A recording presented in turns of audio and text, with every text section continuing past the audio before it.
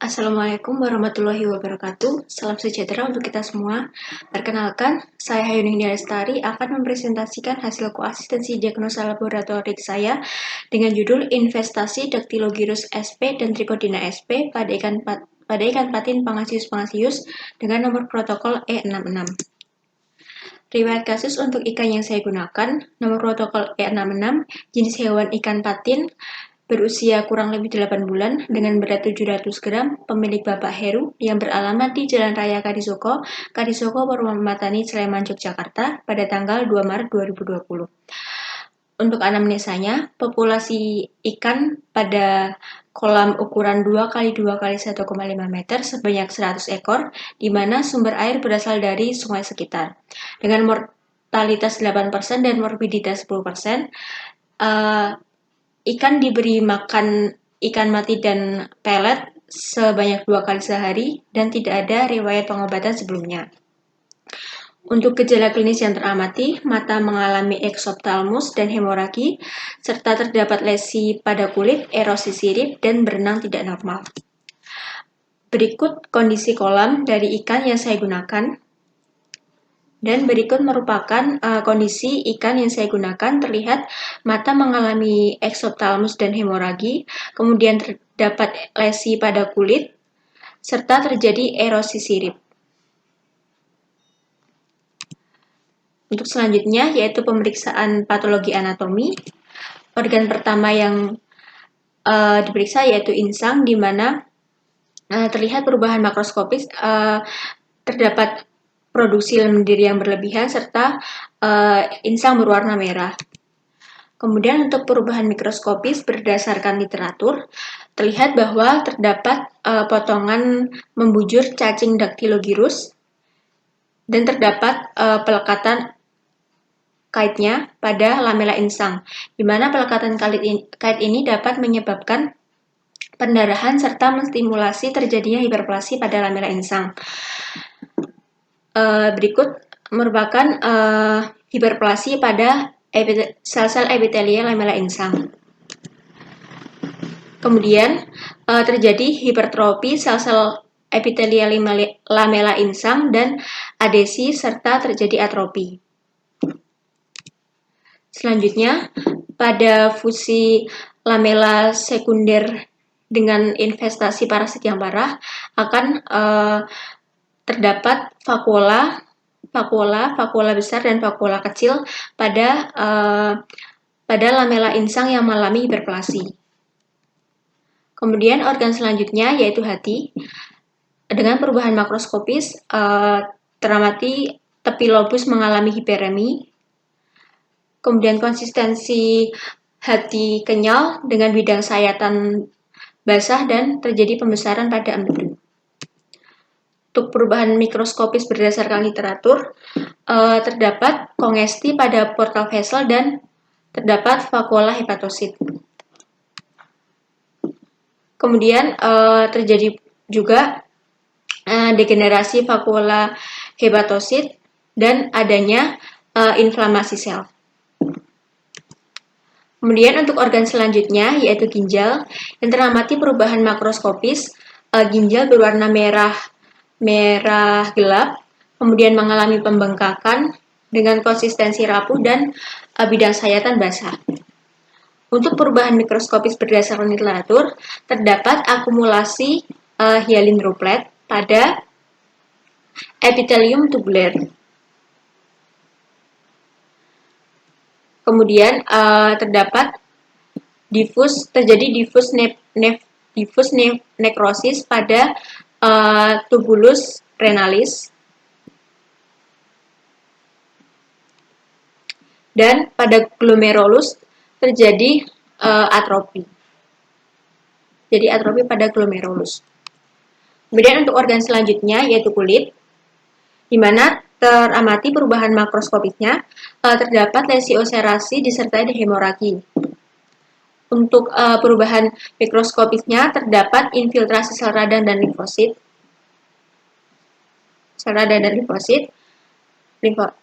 Kemudian pada lapisan dermalnya terjadi nekrosis dan hipertrofi. Kemudian untuk organ selanjutnya yaitu lien, teramati perubahan makroskopisnya. Lien mengalami pembengkakan dengan konsistensi keras.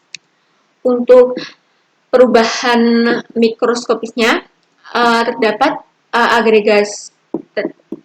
agregasi makrofag dan limfosit serta adanya hemisiderosis. Kemudian terdapat agregasi sel inflamasi serta terjadi diffuse fibrinoid necrosis pada selubung sinusoid. Selubung elipsoid. Kemudian untuk kesimpulannya, berdasarkan literatur, ikan yang terinfeksi Aeromonas hydrophila mengalami bronkitis, dermatitis, degenerasi pada hepatopankreas, dan splenitis. Untuk selanjutnya yaitu pemeriksaan mikrobiologi, di mana organ yang saya gunakan sebagai sampel pemeriksaan yaitu ginjal yang bertujuan untuk mengisolasi dan identifikasi bakteri Aeromonas hydrophila. Dengan hasil pada kultur di media plat agar darah, ini merupakan hasil replat kedua, dia dapatkan hasil tumbuh koloni round berwarna putih keabuan dan terdapat zona beta hemolisa yang seragam pada media. Kemudian hal ini sesuai dengan literatur yang mengatakan bahwa koloni Aeromonas hydrophila menunjukkan zona beta hemolisis dengan karakteristik koloni sirkuler berukuran 2-3 mm, berwarna putih abu-abu, konveks, serta dapat tumbuh setelah diinkubasi 37 derajat Celcius selama 24 jam. Kemudian untuk selanjutnya yaitu pengecatan gram, yang didapatkan hasil bakteri tercat merah yang berarti bakteri merupakan gram negatif dengan bentuk kokobasil sampai basil. Berdasarkan literatur, Aeromonas hydrophila merupakan bakteri gram negatif dengan bentuk kokobasil hingga basil. Nah, untuk media penanaman pada media agar miring, tumbuh koloni bakteri setelah diinkubasi 37 derajat Celcius selama 24 jam. Kemudian untuk uji selanjutnya yaitu uji katalase, di mana ini merupakan larutan H2O2 sebelum ditambahkan dengan bakteri, dan ini larutan H2O2 setelah ditambahkan dengan bakteri. Dapat dilihat bahwa setelah ditambahkan dengan bakteri, terbentuk gelembung gas yang menandakan bahwa bakteri dapat menghasilkan enzim katalase, di mana enzim katalase ini akan mengubah H2O2 menjadi H2O dan O2 yang ditandai dengan terbentuknya gelembung gas. Kemudian untuk selanjutnya yaitu uji oksidase. Uji oksidase dengan hasil kertas oksidase berubah warna menjadi ungu. Hal ini menandakan bahwa bakteri menghasilkan enzim sitokron oksidase, di mana sitokron oksidase ini akan dapat mengoksidasi sitokrom oksidase ini mengoksidasi tetrametil p-penilendiamin dihidrokolit yang dapat ditandai dengan perubahan kertas oksidase menjadi ungu. Kemudian untuk uji selanjutnya akan saya sebutkan berdasarkan literatur. Selanjutnya yaitu media triple sugar iron agar atau TSIA yang bertujuan untuk membedakan bakteri berdasarkan kemampuan bakteri untuk memfermentasi glukosa, laktosa, serta reduksi sulfur. Dengan hasil apabila selan dan butnya itu berwarna kuning, maka bakteri dapat memfermentasi glukosa dan laktosa dan atau sukrosa. Kemudian apabila selannya berwarna merah dan butnya itu berwarna kuning, maka bakteri hanya memfermentasi glukosa. Sedangkan Aeromonas hydrophila dia mampu memfermentasi glukosa dan sukrosa, serta pada laktosa dia memiliki respon variabel sehingga didapatkan hasil selan dan butnya akan berwarna kuning. Kemudian untuk uji selanjutnya yaitu uji gula yang meliputi uji glukosa, maltosa, sukrosa, mannitol, dan laktosa. Di mana uji gula-gula ini dia bertujuan untuk mengetahui kemampuan bakteri dalam memfermentasi gula tertentu, di mana nanti hasil positifnya akan ditandai dengan perubahan warna media menjadi kuning, Sedangkan hasil negatifnya warna media tetap merah setelah diinkubasi selama 24 jam. Untuk Aeromonas hydrophila, dia dapat memfermentasi glukosa, sukrosa, maltosa, dan manitol, namun untuk laktosa bereaksi variabel. Kemudian uji selanjutnya yaitu uji indol yang bertujuan untuk mengidentifikasi bakteri yang mampu menghasilkan enzim triptopanase, di mana enzim triptopanase ini dia akan menghidrolisa triptopan menjadi pirufat, amonia, dan indol, dan ditandai dengan hasil positif terbentuknya cincin ungu. Untuk bakteri Aeromonas hydrophila, dia memiliki reaksi positif terhadap uji indol sehingga akan menunjukkan hasil terdapat cincin ungu. Kemudian untuk uji selanjutnya yaitu uji methyl red, di mana uji ini dibuat untuk mendeteksi kemampuan bakteri dalam memproduksi dan memelihara kestabilan asam. Media RVP yang sudah diinkubasi kemudian dideteksi dengan indikator methyl red akan berubah warna menjadi merah pada pH 4,4 dan akan menjadi kuning pada pH 6,2. Sedangkan Aeromonas hydrophila dia tidak mampu menghasilkan asam stabil sehingga bereaksi negatif pada uji MR.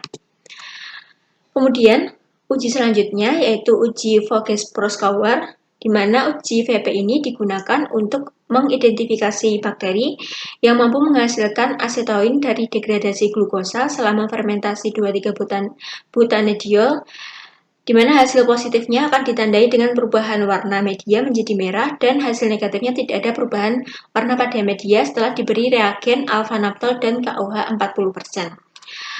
Pada bakteri Aeromonas hydrophila, dia bereaksi variabel pada uji VP.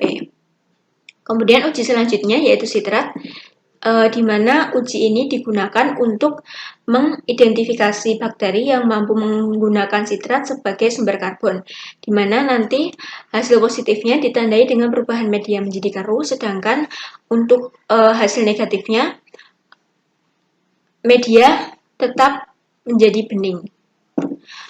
Kemudian untuk Aeromonas hydrophila memiliki reaksi negatif terhadap uji sitrat sehingga nanti medianya akan tetap jernih. Kemudian untuk uji selanjutnya yaitu uji motilitas yang berfungsi untuk mengetahui motilitas dari bakteri. Apabila bakteri motil, dia akan ditandai dengan adanya pertumbuhan bakteri yang menyebar di bekas tusukannya. Sedangkan Aeromonas hydrophila merupakan bakteri motil karena dia memiliki flagella polar tunggal. Untuk uji selanjutnya yaitu uji urease, di mana uji ini digunakan untuk membedakan bakteri berdasarkan kemampuannya menghidrolisis urea dengan enzim urease. Nah, bakteri yang mampu menghidrolisis urea ini dia ditandai dengan perubahan media dari kuning menjadi merah muda.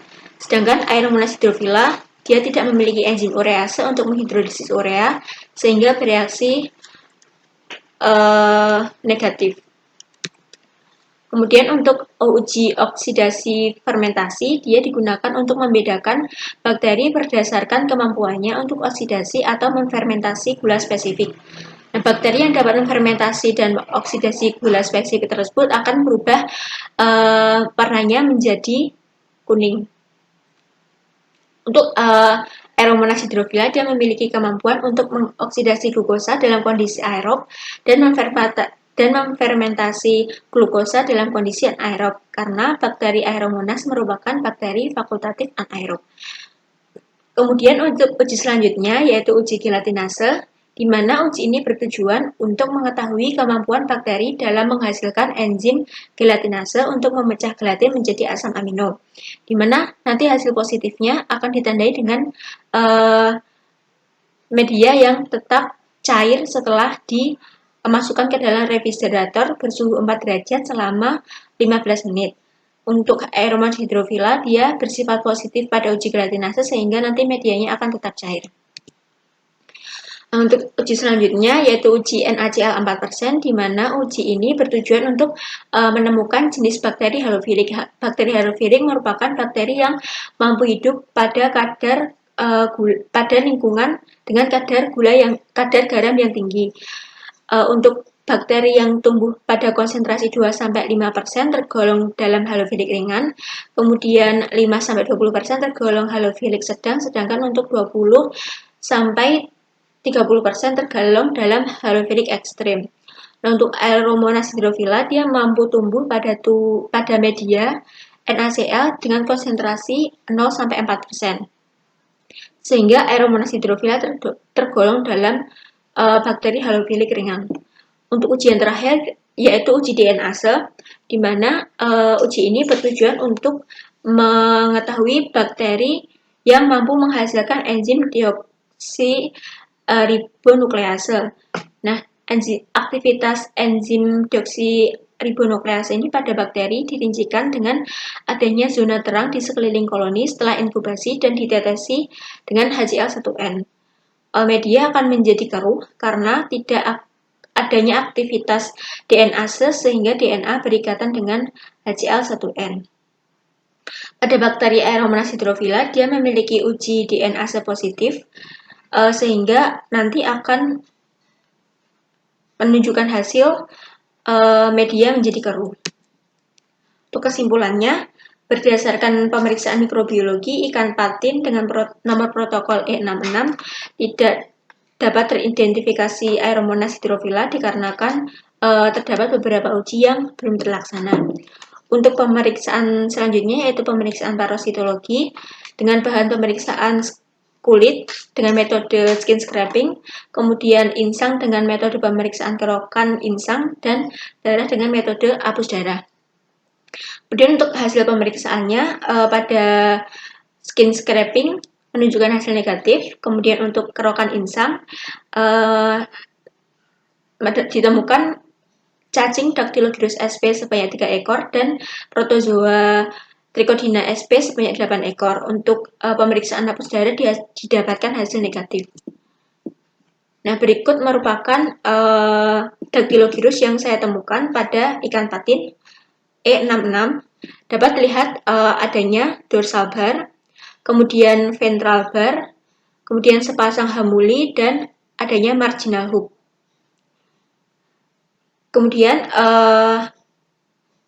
pada head organ dan terlihat adanya faring. Berdasarkan literatur, cacing Dactylogyrus ini hidup pada kulit dan insang ikan, di mana bentuk parasit ini dia memanjang dengan ukuran dewasa mencapai 2 mm. Terdapat 2 pasang bintik mata pada ujung posterior dan terdapat alat pengait. Kemudian parasit yang kedua yang saya temukan yaitu Trichodina pada insang yang teramati dentikel sebanyak 23 buah dan adanya silia. Dentikel ini digunakan untuk mengidentifikasi Trichodina, untuk mengelompokkan Trichodina berdasarkan spesiesnya. Untuk berdasarkan literatur, untuk Trichodina dengan jumlah dentikel sebanyak 23 buah termasuk ke dalam spesies Trichodina pediculus, di mana Trichodina ini dia berbentuk bundar seperti topi berukuran lebih dari 100 mikron, dan dengan bantuan mikroskop dia akan teramati lingkaran transparan dengan adanya silia yang menempel di sekeliling lingkaran tersebut. Nah, untuk kesimpulannya, berdasarkan pemeriksaan parasitologi, maka dapat disimpulkan bahwa ikan patin dengan nomor protokol E66 terinfestasi Dactylogyrus sp dan protozoa Trichodina. Selanjutnya yaitu pemeriksaan patologi klinik. Dan berikut merupakan hasil pemeriksaan dari pemeriksaan darah rutin, di mana didapatkan nilai eritrosit mengalami penurunan, kemudian hemoglobin mengalami penurunan, yang hal ini mengindikasikan bahwa ikan mengalami anemia. Kemudian nilai PCV menormal, MCV menurun, MCH menurun, dan MCHC menurun, yang mengindikasikan bahwa anemia tergolong dalam anemia mikrositik hipokomik. Kemudian terjadi penurunan pada total protein plasma atau hipoproteinemia yang dapat disebabkan karena adanya infeksi atau inflamasi. Kemudian pada jumlah total leukosit mengalami peningkatan, hidrofil meningkat, eosinofil meningkat, limfosit normal, dan monosit meningkat. Peningkatan jumlah total leukosit ini merupakan respon tubuh dalam mempertahankan tubuhnya dari serangan bakteri. Kemudian untuk peningkatan hidrofil dan monosit dapat dikarenakan adanya infeksi bakteri. Kemudian untuk peningkatan eosinofil dapat disebabkan karena investasi parasit pada tubuh ikan. Dan berikut merupakan mikrofotografi dari preparat hapus darah ikan patin. Yang teramati adanya makronukleus, kemudian ada kelainan morfologi eritrosit kill drop cell, eliptosit, poikilocytosis, kemudian ada diferensial leukosit, monosit, dan limfosit. Kemudian teramati pula heterofil, poikilocytosis, limfosit, trombosit, mikronukleus, kill drop cell, dan heterofil. Kemudian teramati adanya anisositosis, poikilocytosis, makronukleus, monosit, heterofil, dan kelainan morfologi eliptosit. Selanjutnya ada anisositosis, eosinofil, heterofil, limfosit, dan monosit. Kemudian yang terakhir teramati adanya kill drop cell, heterofil, dan anisositosis. Untuk kesimpulannya, berdasarkan hasil pemeriksaan patologi klinik, ikan patin dengan nomor protokol E66 menderita anemia mikrositik hipokromik, hipoproteinemia, leukositosis dengan heterofilia, eosinofilia, dan monositosis. Untuk selanjutnya yaitu pemeriksaan kualitas air yang pengujian ini dilakukan di Laboratorium Kesehatan Ikan dan Lingkungan, Balai Pengembangan Teknologi Perikanan Budidaya Cangkringan.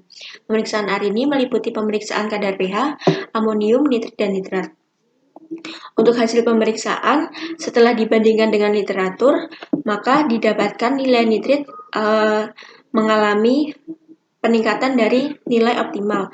Nah, hal ini apabila nilai nitrit ini meningkat dapat menyebabkan terjadinya keracunan pada ikan.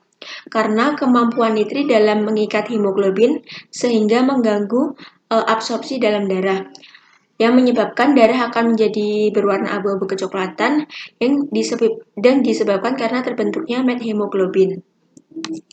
Kemudian untuk patogenesisnya, faktor predisposisi yang dapat menyebabkan penyakit pada ikan antara lain kualitas air menurun dan suhu lingkungan yang berubah-ubah.